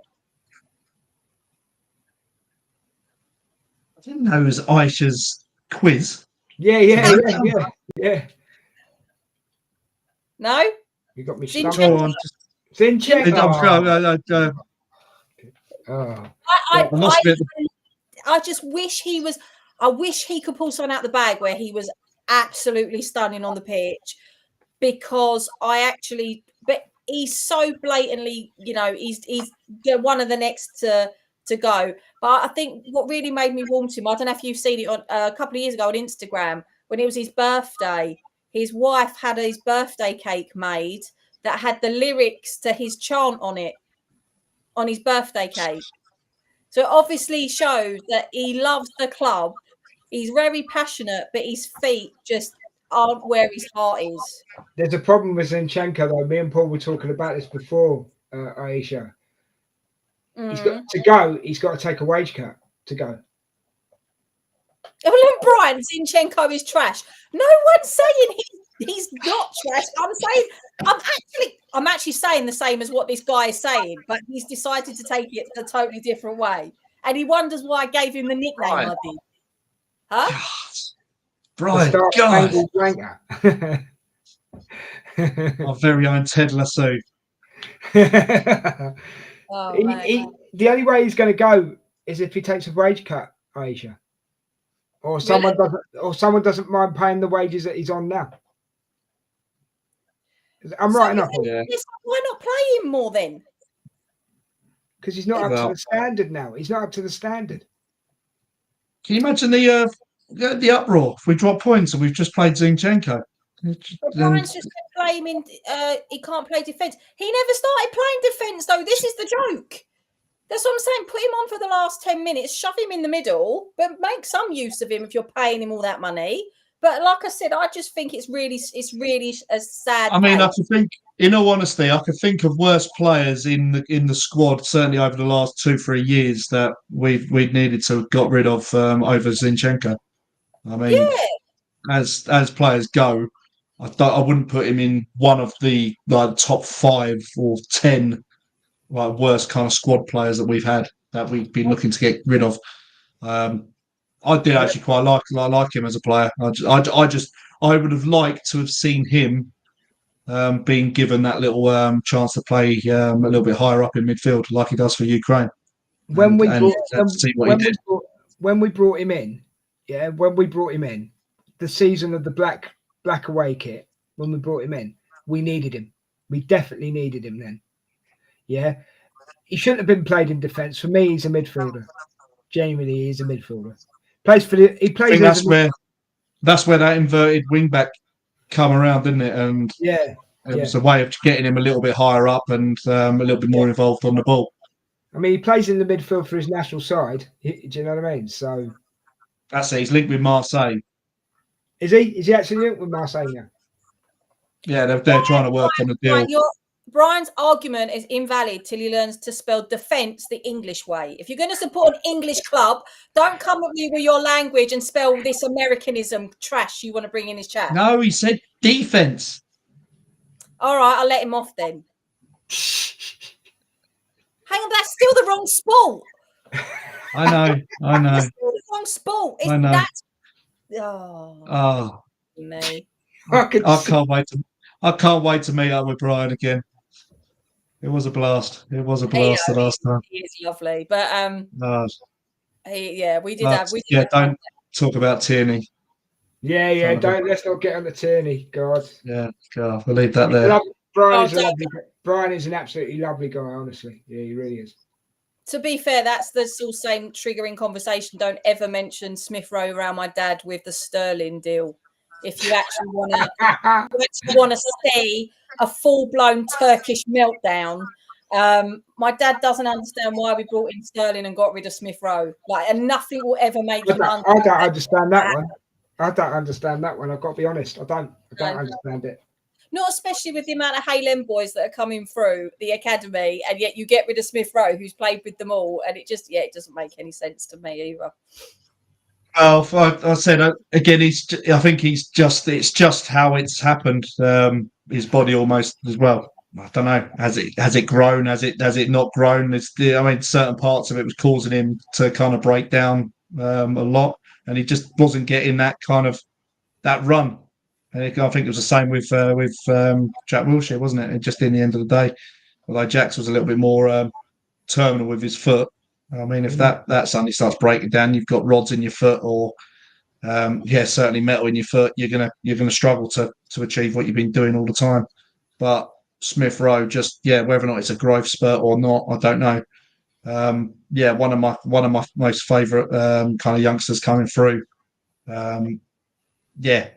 To see him not there is it's sad, but I can understand it as well, because again, he had chances to play and get involved with the first team, but availability wasn't there.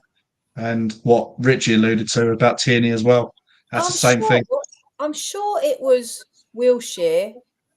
My dad used to say reminded him of Kenny Sampson when he played. I'm sure it was Wilshere. I'd have to ask him. Yeah, Richie said Tierney was never about the quality, just availability. Every time you kind of obviously depend on him, it's just either breakdown or he's just not. Yeah, it's not ready. I think he will do a decent job on that side and strengthens the team. So, like I said, there's been massive inroads into improving the levels. I think just in general, we may as well delve in. Sorry, before we go on to the transfers, because we were close to almost closing the show. What was your take on the free kick? Because Brian's got a really good viewpoint on that one, but you probably read in the chat. From one angle, I thought that what an idiot Raya was, and then from another angle, I thought I don't think he looked like he could have saved that.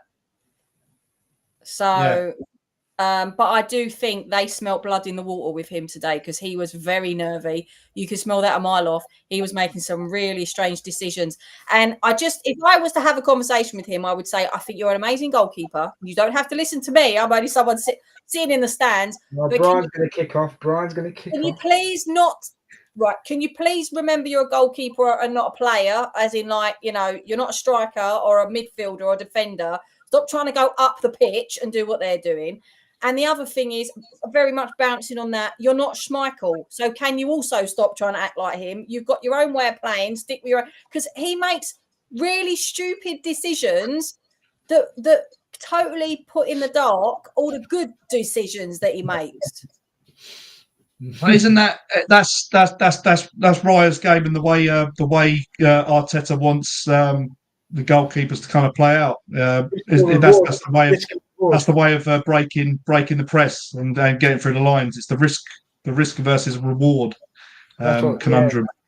There's going to be times where you're going to be you're going to drop a clanger, but I've seen Donnarumma make clangers as well.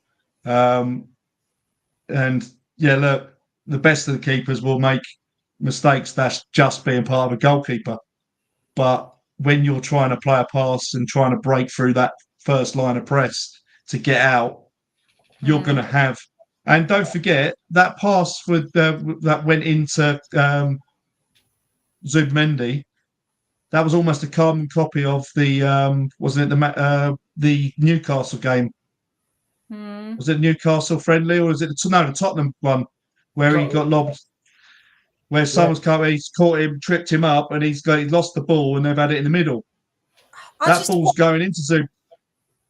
Huh? I was just going to say, what I don't understand with the whole thing with Raya and Arsenal as a club is we got rid of Ramsdale, who is a fantastic kid. I don't know why they didn't go, okay, Raya is statistically better on certain games. He should play those games, and Ramsdale should do the same with other games. It's like Martinelli. Everybody's going on about Martinelli leaving, Run like that. You would never be able to run like that. There'll be no. No, but you know what? You say that, but there's an interesting argument that people are saying that we're keeping Martinelli because he plays so well in the Champions League, and he'll be getting more outings on the Champions League than the league, and that's one of the reasons why he's not up for sale and he's not going to be up for sale.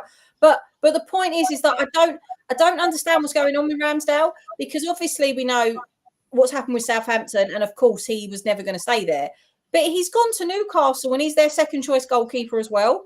Like, what is it we're not seeing that he keeps going to clubs and being like second choice? Concentration. He said it himself. He can't concentrate. That's a terrible thing to admit. Then, if you're a goalkeeper. Well, this is it. That was an interview as well that came out, and that probably didn't help him at the time. When you look at when he first come in, he obviously fantastic shot stopper. Cracking diving saves.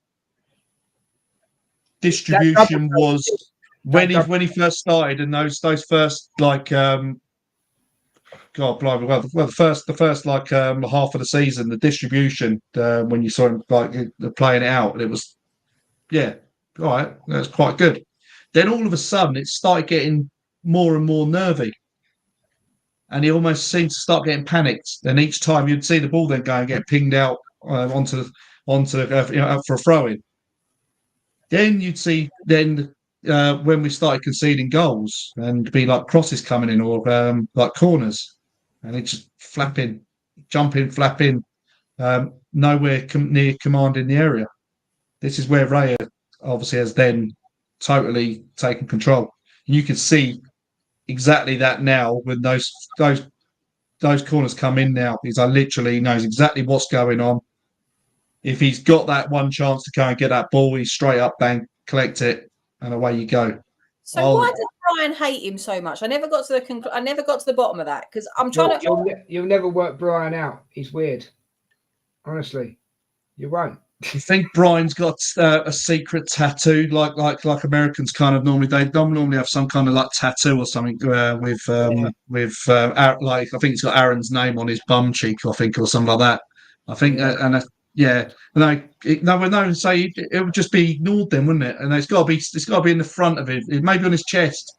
Do you think he's doing like the playground thing, like when you used to pick on someone in the playground was actually because you fancy them? Do you think he's actually in love with David Raya? No, he's not in love with Raya. No. I'm just trying to. He might have had a soft moment. Yeah. He might have had a weak moment, and then suddenly woke up one in cold sweat, and then just shouted out David or David. Emerson's asked, Aisha, other than Dowman, who do you think the next staff in the academy? Do you know what I should do? I don't pay a huge amount to the academy as I would like to, simply because it's just time and I seem to always miss their games. But the one player I was reading something about who I really quite like the look of, I could see him playing for us, actually first team playing for us, is Josh Nichols. That's it. See if Emerson's got an opinion on Josh Nichols. You two don't know who I'm talking about. No, I'm trying to remember if he was in the under-18s final I went to watch a couple of years off. Was it? That the Bolton one?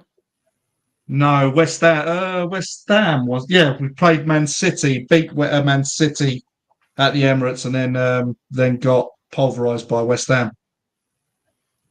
Yeah, because that's what. Yeah, it is Josh Nichols. I saw him play. What was that? I think it was a clip I saw on the up and coming on one of the websites I was on, one of the YouTube channels, and they were talking about Josh Nichols, and I thought the way he plays is very like the players you've seen coming in. So, but like I say, my academy knowledge is not great, so that's about the. My academy knowledge isn't great either. I've got to be honest. And that's something I want to work on this year, because we've got so many coming up through the academy. It's good to. I want to go down. I want to take the kids down over to. I think they play at the Boreham Wood, don't they? I think most of their games. So yeah, I might take them. I'm going to try and learn the women's game this season because I don't know that much about that, to be honest with you. But I don't really know much about the kids, but it's something I could definitely look into. It's very scary when you think that we've got a 15-year-old that's making, is playing in the first team, and think that, I teach kids that have just got their GCSE results that are like that age. I mean, it's mad to think he is that age and what he's doing. And what I loved about him, he's got no fear. He really doesn't care at all. Yeah. No, I've said earlier with Des, when you compare him and Wanyeri, I mean, he's fast forward Wanyeri in terms of, is he ready? I mean, you just have to look at him and the want to actually achieve stuff and do stuff on the pitch as well. Don't get me wrong, Wanyeri is decent and he's improved since when he made his debut against Brentford.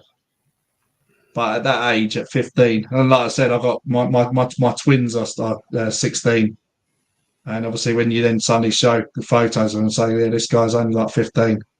And look what he's doing. It's like unreal. But again, testament, like Arteta said, to the parents, to the family, and the way he's been pushed. And your hope now is that he is fully grounded and stays grounded all through this, because he's now going to be exposed to so much moving forward, and this is where everyone's got to be a little bit more tempered in the way they obviously are putting all the attention, the focus on him, because at some point he's going to need a calm down or a rain check just to kind of temper him. I must admit, I thought the first time we might see him was possibly going to be in a Carabao Cup match. I wasn't expecting to see him in the Premier League as early as we have. I'm not against it, because he got us a penalty. You know what I mean? He seems to be really good at getting penalties. But I genuinely thought Arteta might give him a little run out in a Carabao Cup match. You know what I mean? Just to give him a bit of experience or whatever. Doesn't that break the myth of Arteta, where they say about that he doesn't rotate or play people or play kids? Yeah, it's a fair point. But that's just how good enough. Yeah, if you're good enough, you're going to play. And as I said, like that Obi Martin, like I said, if he was showing signs of being good enough and be able to handle the kind of pressure and that kind of level, he would have played, or he would have got the chances. It's a good point. But, it genuinely is. But they all do it at different stages. So I was just going to add one more point. I mean, you said about what these kids are exposed to and whatnot. In a world where, I know it seems a bit ironic considering we're on, social media and whatever, doing what we're doing, but as I wouldn't say any of us here really considered ourselves, influencers. Like, it's not our full-time job, so to speak. But these kids, that's what a lot of them think they're going to do when they leave school. They're going to go and make it big on YouTube or whatever. And we know the world's not like that. But I think when one of the things that's come out really positive in the last couple of years is there's people like Saka. There's people like all the other boys that come from Hayland. There's people like, if you go in sports wide, people like Luke Littler that are actually not. They're showing kids you don't have to be academic. You also don't have to get yourself involved in gangs. You can get yourself into sport, even if it's not a big physical. I mean, I know there's a big debate between is darts a sport or are they sportsmen, whatever. But at the end of the day, it takes dedication and it takes a love of what you're doing and a passion. And that can stop you getting in so much trouble. And I think it's really positive that we've got all of these kids that are making these waves, because they are showing the generations coming up. You don't have to think you're going to be an influencer. You don't have to get involved in a gang. You don't have to necessarily be really good at school to do something. You just got to work hard, be dedicated to what you're doing and stick to it. And I think it shows resilience, because there's a lot of kids out there at the moment don't have resilience. Trust me, I see it in a classroom. And the fact that these people are showing these kids how to have resilience, I think is such a positive thing. So do you know what though? What you've just said is so true, because everybody thinks that YouTube and all this is the easy option. To me, it's not the easy option. It's the lazy option. And like you said, even if you're playing darts as an example, right? It's a skill. Yeah. It's a skill. I do wheelchair rugby once a week, yeah, and I've only been doing it for sort of like 8 months, yeah. But the things I've learned in them 8 months just help me going forward in what I want to do. Do you know what I mean? So I well said, Aisha. To be quite honest with you, well said. You know, I'm a teacher, so academia is my thing. But you know what? You know, like my little boy's 3 months old, and I said to Ian, my husband, if I don't really care if he grows up and he's not academic, that shocks people because they think I'm going to want him to go university and whatever, you know. But as long as he's doing something that he loves and he's a positive influence to himself and people around him, I don't care what he does, you know. And I think that that's what these players are giving kids, and I think it's really, really important. Sorry, I've made this really serious. Didn't mean to make it so. It's a role model thing, though, isn't it? Well? It's a role model as well, isn't it? You know? Yeah. I mean, look at Saka. Take Saka as an example. Saka already is a role model to so many kids. The same is going to happen to Max. If he stays on the straight and narrow and everything else, like we've said, and how he should be treated by the club and everything and protected, he'll become a role model for kids as well. Do you know how many schools around the country now got darts clubs at lunchtime because of people like Littler? Do you know, like, when have you ever heard kids doing something like that? No, chess clubs and all sorts of things, you know, it's a positive. It is positive. Yeah. But, yeah. Anyway. So a quick jump into the chat. There's been a few going on here. There's a little bit of there's a bit of argy-bargy going on, isn't there? Yeah, it's just like Ramsdale v doing Raya. Ramsdale versus Raya and Donnarumma. It's Brian versus Richie, I think it is at the minute. Ramsdale is a better shot stopper and doesn't have a howler in him every goddamn game. I'll pull out a slideshow of howlers. I'll make just for you, Brian. Give me your favourite song, and I'll edit a nice little. I don't want to play devil's advocate here because I love Ramsdale, but you know, if you're looking at stats, Brian, on average, Southampton lost by 3 goals every game last season. They're going in the back of the net because of someone, and it's not just the defence. And I really don't want to sound mean when I say that, but that is true. I mean, yeah, Richie followed up. Ramsdale is better. How many teams has he been relegated with? I'll take offence. It isn't just about Ramsdale, and that was what when he come to Arsenal that was my retort. And I said, doesn't matter. Doesn't matter if he's been relegated. He was a decent goalkeeper at the time. I like Rambo. I just don't think he did himself any favours when he said he couldn't concentrate. You know, so Richard, hang your head in shame on that one. That's fine. You're allowed one. But Seaman had trouble concentrating, and it was years later. The way that he used to get over it was chewing gum. That's what kept his concentration. Backy, chewing Backy. And playing with his ponytail. Yeah. Probably the truth of it. Do you remember that coconut Backy you used to buy his kids? He was chewing on that. So Brian said Southampton were historically bad. Gigi Buffon could have kept them up. No. Buffon couldn't. No. Brian, before we go, and I know you want to carry on through the chat. What do you rate this transfer window, guys? When you're ready, what do you rate this out of 10? What do you rate this transfer window? I can't rate it. The simple fact is we don't know yet. Like, for example, if you said to me how would you rate the transfer window from 2 seasons ago when we got, or 3 seasons ago, we got Declan Rice, I'd say 10 out of 10 because of what he's brought to the club. We don't know yet. We can say, it's great that we spent the money, but we don't know because we don't know what they're going to do. All right, and if I phrase a question like this, what would you give it out of 10 so far? Does that make it different? The fact that we've pulled our finger out and actually bought players that we need and players that are good players, not some random 21-year-old that no one's ever heard of that we're hoping to turn into the next Thierry Henry. That doesn't happen. Probably about 7 or 8 out of 10. What about you, Paul? I said if we offload the players that we want to offload and need to offload, and obviously sign the players that we obviously are still in with, that'd be an 8. Yeah, I was going to say an 8. If we hold on to players and we've still got players hanging around that are not shifting, or we've ended up kicking them down the road for another season on loan, then down to 7. We are can kickers occasionally, aren't we? We're just kicking a can along the street sometimes. Occasionally. Like I said, we like cup in hand, and we try to drive them to the destination clubs, and like they're doing us a favour. Make sure they get there safely. Yeah. It's just mate.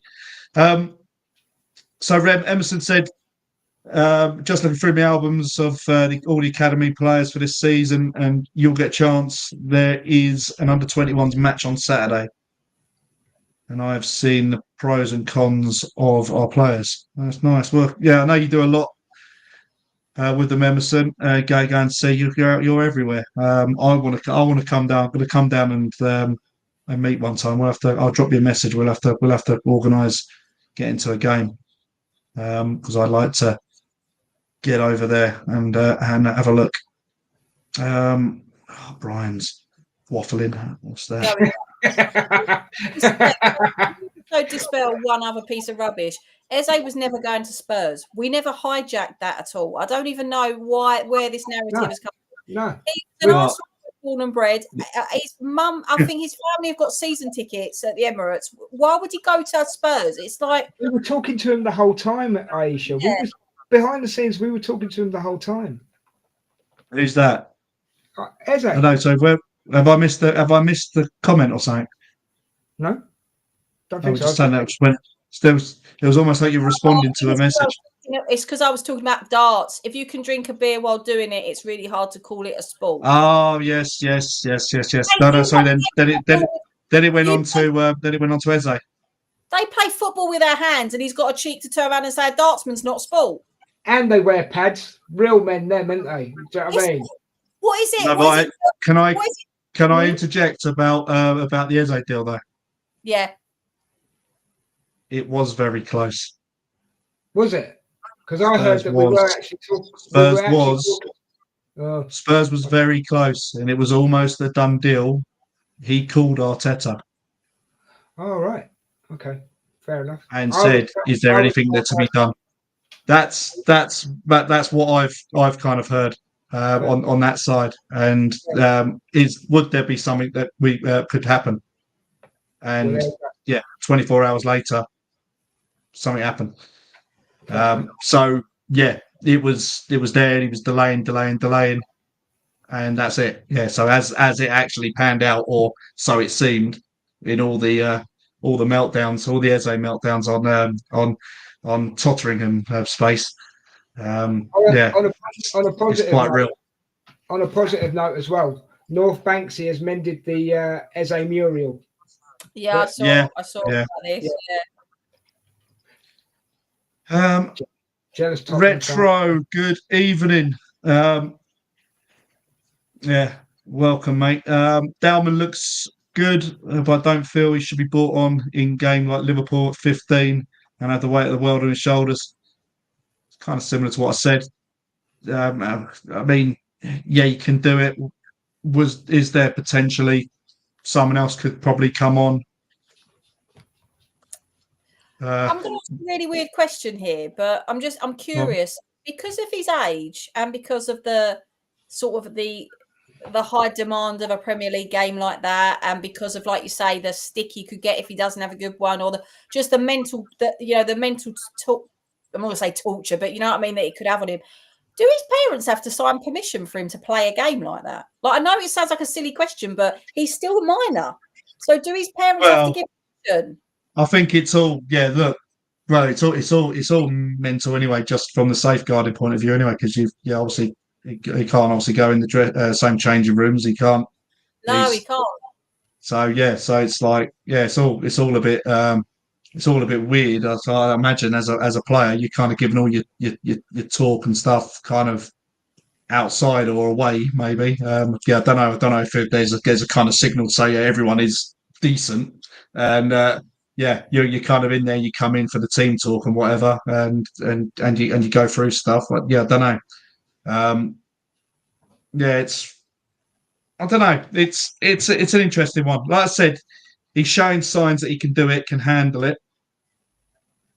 I don't want that to be the first choice or the first option to almost instigate change. I don't want him to be the one that would be he's going to be the one that's suddenly going to change it all, and it's all on him, because that ain't fair for a club Arsenal size as well. And we've kind of been down that kind of road previously with players. It's what I mean. We should be better that to actually kind of spread it around a bit more, and make it a bit better. But look, I don't mind. I think he only had. Did he come on after the goal? I think he come on after the goal, didn't he? Or He did. Not with very long I think he only had 10, 15 minutes. Five like with the injury time. So So, but I mean, I just find it funny that he might go home with a letter from Arteta and he's going to his parents, "You've got to sign this because I want to play on Saturday or Sunday, whatever the case." You know what I mean? I mean, I imagine they have to probably go over to schools and stuff and whatever, because obviously there's obviously, I don't know, obviously what happens when he then gets signed up. I'm guessing, I don't even know how it works now, whether or not they actually stop going to their school or they actually still go to school, but then have this impatient to actually kind of come away early or whatever. I don't know. So it's all a bit weird. Or do they handle all the education now in house, which I think a lot do within the academies. If I remember rightly, my godson he had a 2-week stint with Arsenal with tryouts, and he had to travel there every night for that. And I'm sure that if you sign up from when you're 8, I think that's when you're in the proper academy full with your education is covered. But I think if you sign up later, it's different, because I don't remember him ever talking to us. He was 11 when he had that try, and I don't remember him ever saying about school, as in like he had to go to their school, or I don't remember him ever mentioning anything like that. But Emerson's just said, parents do have to say, and that is Arsenal range, all the security range. Oh, yeah, so the parents do have to give permission per game. I thought it made sense, like you say, Paul, from a safeguarding point of view. Yeah. Yes. Oh, mate. That, Jesus, I couldn't imagine the amount of detail that goes into all that at that level. Yeah, madness. I'm like I said, it's not often you come away from a show after a defeat and still be kind of in a good moment. Yeah, disappointed, as I say. I think we've kind of echoed that, really. I think, but I certainly think there's more to come from the group as a whole. Obviously, transfer window shuts 7 p.m. It's early doors tomorrow, so we're going to have. So early. I don't know why. I'm not sure why. It does seem a bit weird. It does seem weird to shut it at 7. I don't know why they just don't get. Have they taken off 4 hours because it opened up for the Club World Cup? I don't know. It makes no sense. It should be 11 o'clock. Yeah. So why don't they just? I don't know. But yeah, finishes it at 7. We've got one deal in the pipeline and hopefully a few outgoings. Going to have a few people dotted around on shows tomorrow. Try and keep you up to speed on stuff. What else have we got going on? Well, we've got international break. We've got an international break now, so it's going to slow things down for a bit. We might have to come up with some little shows to fill gaps, if you know what I mean. But The regular is obviously watch along when it's game day. Prediction show on a Wednesday seems to be the day that people can do it. So the preview prediction show we do on a Wednesday, and then you've got your big Sunday show as normal, and whatever shows we come up with in the future. I'm trying to find something. I'm still hoping to do. I'm going to do my Arsenal history show. I had a book to show you lot, and I've lost it now, which is really annoying. Yeah, we need someone to come up with a snazzy name for your segment. I know. I'm still thinking about it, but there's it's really nice. Here it is. So I got this is mad. This just goes to show how Arsenal really do follow me everywhere, right? So this is my husband bought me this book. It's got absolutely, you would think, nothing to do with Arsenal, and I was like, oh, it's number 22. What number is it? Volume 2. Apparently there's 27 of these, and I was like, I'm sorry, but I haven't got room in the house to actually put it up to what is it? This one. It's called The History of the Great War. There's 27 of them. But the reason I'm keeping it is because this is crazy. So I was going to throw it. I was going to give it to the charity shop. I wasn't going to throw it away. And then I opened up the inside cover, and I don't know if you can see that. It just goes to show how Arsenal follows me everywhere. This belonged to somebody that lived in Drayton Park. And I got this from a charity shop in Maidstone. Well, my husband got it for me. But so I kept it because I thought, do you know what? That's a sign. It says here, someone Withington, Drayton Park, Highbury, N5. It's what it's got written in the inside. And it was produced in 1924, this book. So I thought that's a sign. Got to get into doing my my little more of my history of, because I like those little stats and things, the little history videos. So I like learning about Arsenal history. To be honest with you, it does fascinate me. It really does. Yeah, I think there's a lot we can kind of go through with the history side. So it'd be good to get that kind of going. So yeah, we'll have to get that boxed off, and we'll get those going. So. Yeah, when you're ready and when you're able, then I know you're a busy bee. Oh my God! I mean, I'm very lucky because my husband is downstairs with Little, and I think he's asleep. He's got the little one. Both of them probably. Okay. My son's got this toy goose that has these strange crunchy wings, and he's in love with this at the moment. So while it keeps him occupied, means I can come and do some streams. So it's nice. So that's all good. No, really good. Just Emerson quickly. Hincapié will be an Arsenal player, and Aisha is due to the international. So yeah, it's going to be an awkward one. I think they want to get it done before he obviously goes off, because obviously he'll be jetting off to South America. So I want to get that all boxed off and done and dusted before that. But yeah, I think the 20th of September is the next academy, but so's the ladies. So I'm going to try and get to a couple. I'll be somewhere. I'll get somewhere. Yeah.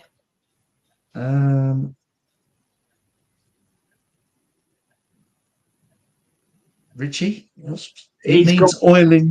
In fact, it's something to do with his rusty body. Jesus. Yeah. There's a totally different platform for that kind of stuff. Isn't there just? Yeah. Hey. And finally, Emerson, Aisha, history of Arsenal from 1913 to current day. Yeah, I've done loads on them in the First World War. I actually wrote an article on Arsenal during the First World War for a magazine, and I went last summer I found the teams up there. So many of those players that fought in the First World War who didn't come home, and I actually went and found where they're buried or where they're on memorials, and I wrote about a profile of each one of them and how some of them were actually really quite interesting. There was one, I can't remember his name now, but he was the big superstar of the day, and it was like a big thing when he got killed. And I think they didn't know that. We'll have to make that into a little segment or something, maybe, or into I'm happy. a little blog post or something. Yeah, I'm we do happy, that. I'm happy to do that. Yeah. All right, we'll sort something out. It's definitely a series I would Really watch. interesting. Definitely. Yeah. Well, it's like our great rivalry wasn't actually Spurs. It was actually Aston Villa back then.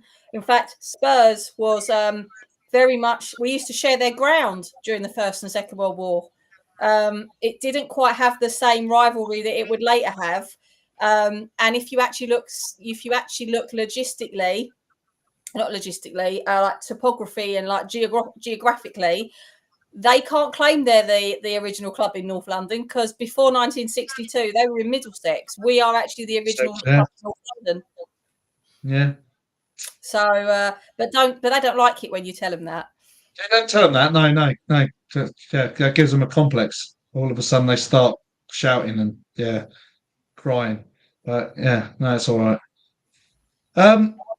Des, Yes. I've kept you slightly longer than 45 minutes as I kind of planned originally. You know what?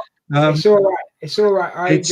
I've enjoyed it. The klaxons hit 2 hours now, so we're closer now to deadline day now. So, Aisha, thank you for joining us and having a little insight into your thoughts and stuff. And it'll be good to get the other bits sorted. So hopefully we'll have you on sooner rather than later.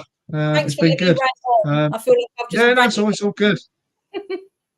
Hold on, Retro's finished off with a hold that one. Spursy, I suppose. Yeah. They can hold that one. They keep that one. They'll never get rid of it. They will never get rid of it. Never get rid of it. But thank you, everyone, on in the chat, watching on the platforms. Thank you to you too. Brilliant. Arsenal weren't so lucky today, but we move on. Deadline day tomorrow. Come on, the Arsenal. And I think we could potentially win the league. He's only gone and said it, Aisha. He's only gone and said it. You know what? Leave it there. I said today, Arsenal are the sort of team that last season they either won or drew against all the big clubs and then lost because they gave away those silly points. They're the sort of club that could lose against Liverpool and Man City and still go on and win the league, because that's just what life is like. So who's to say he's wrong? Yeah, exactly. So don't pee on my parade. That's it. It's fine. We're going to win the league. It's fine. We are the Arsenal, and this is in the North Bank. The Big Sunday Show signing off. Thank you, Aisha and Des. Cheers, mate. Thank you very much. Cheers, Have a good Aisha. evening. See you all.